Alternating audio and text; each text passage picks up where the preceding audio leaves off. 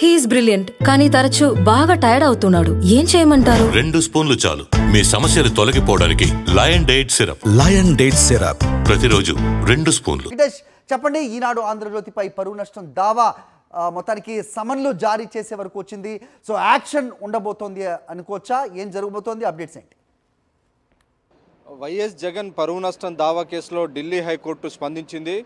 ఆయన పరువు ప్రతిష్టలకు భంగం కలిగించే విధంగా ఈనాడు ఆంధ్రజ్యోతి తప్పుడు కథనాలు ప్రచురించాయని ఈ అంశాన్ని వైఎస్ జగన్ తరపు న్యాయవాదులు ఢిల్లీ హైకోర్టు దృష్టికి తీసుకెళ్లారు. సో ఈ నేపథ్యంలో అన్ని అంశాలను పరిశీలించిన తర్వాత ఢిల్లీ హైకోర్టు ఆంధ్రజ్యోతికి, ఈనాడుకు, అలాగే ఆంధ్రజ్యోతి సంపాదకుడు రాహుల్, అలాగే ఉషోదయ పబ్లికేషన్ సంపాదకుడు నాగేశ్వరరావుకు సమన్లు జారీ చేస్తూ నిన్ననే నోటీసులు పంపింది. అలాగే వైఎస్ జగన్కు వ్యతిరేకంగా ఆయన పరువు ప్రతిష్టలకు భంగం కలిగించే విధంగా రాసినటువంటి కథనాలు కానీ, ప్రసారం చేసినటువంటి కథనాలకు సంబంధించినటువంటి లింక్స్ అన్ని కూడా వెంటనే తొలగించాలనేటువంటి ఒక ఇంటరిమ్ అప్లికేషన్ పైన కూడా ఢిల్లీ హైకోర్టు ఈ 2 మీడియా సంస్థలకు నోటీసులు జారీ చేసినటువంటి పరిస్థితి.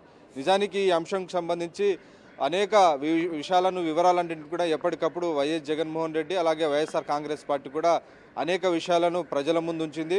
నిజానికి ఈ ఒప్పందం జరిగినటువంటి సమయంలో బహిరంగ విపణిలో సోలార్ పవర్ యూనిట్ ధర 5 రూపాయలు ఉంటే దాన్ని 50%కు ₹2.49 మాత్రమే ఆ రోజు ముఖ్యమంత్రిగా ఉన్నటువంటి వైఎస్ జగన్మోహన్ రెడ్డి ఒప్పందం చేసుకున్నారు. సో ఆ ఒప్పందం కూడా నేరుగా గవర్నమెంట్ టు గవర్నమెంట్ జరిగినటువంటి ఒప్పందం. సో G2G ఒప్పందంగా దీన్ని పిలుస్తుంటారు. సో సెకీ అనేది కేంద్ర ప్రభుత్వ సంస్థ, ఆ సెకీతో రాష్ట్ర ప్రభుత్వం ఒప్పందం చేసుకుంది. సో ఇందులో ఎలాంటి ప్రైవేట్ ప్లేయర్స్ కానీ థర్డ్ పార్టీ ప్లేయర్స్ లేరు. సో ఒక 2 ప్రభుత్వాల మధ్య జరిగినటువంటి ఒప్పందానికి ఈనాడు ఆంధ్రజ్యోతి వక్ర భాషలు చెప్తూ ఆదానికే మేలు చేసేందుకే ఈ మొత్తం ఒప్పందాన్ని చేసుకున్నారనేటువంటి విషయాన్ని, దీనికి సంబంధించినటువంటి తప్పుడు కథనాలు ప్రచురించారు. సో ఈ నేపథ్యంలో ఈ అంశాలన్నింటినీ కూడా ఈనాడు ఆంధ్రజ్యోతికి సంబంధించినటువంటి పేపర్ క్లిప్పింగ్స్ అన్ని కూడా జత చేసి ఢిల్లీ హైకోర్టుకు అందజేశారు. సో ఢిల్లీ హైకోర్టు నిన్న చాలా సుదీర్ఘంగా ఈ కేసును విచారణ జరిపింది. విచారణ జరిపిన తర్వాత ఈ కేసును అడ్మిట్ చేసుకొని ఈ 2 పత్రికలకు, అలాగే ఈ 2 పత్రికల సంపాదకులకు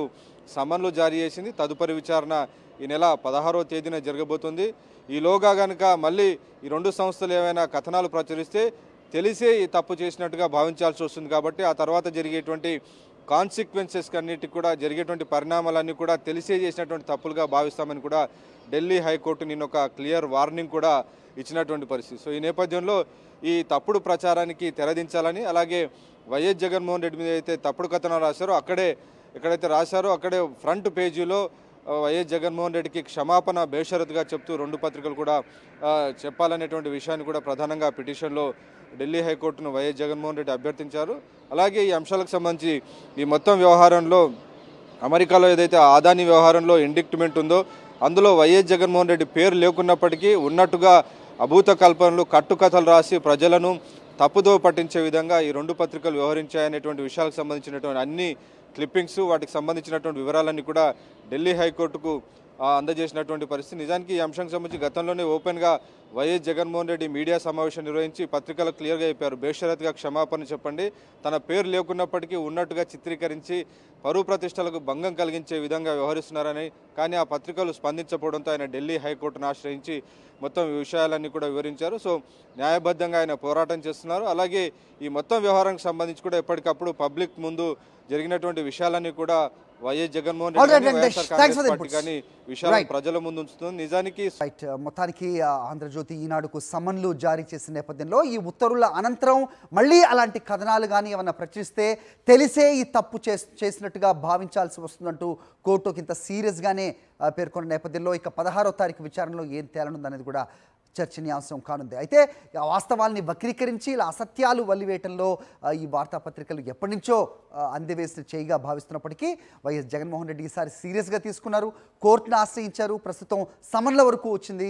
ఇక 16వ తారీఖు ఏ నిర్ణయం వెలువడుతుందో అనేది సర్వత్రా ఆసక్తి నెలకొన్న పరిస్థితి మనం చూస్తున్నాం.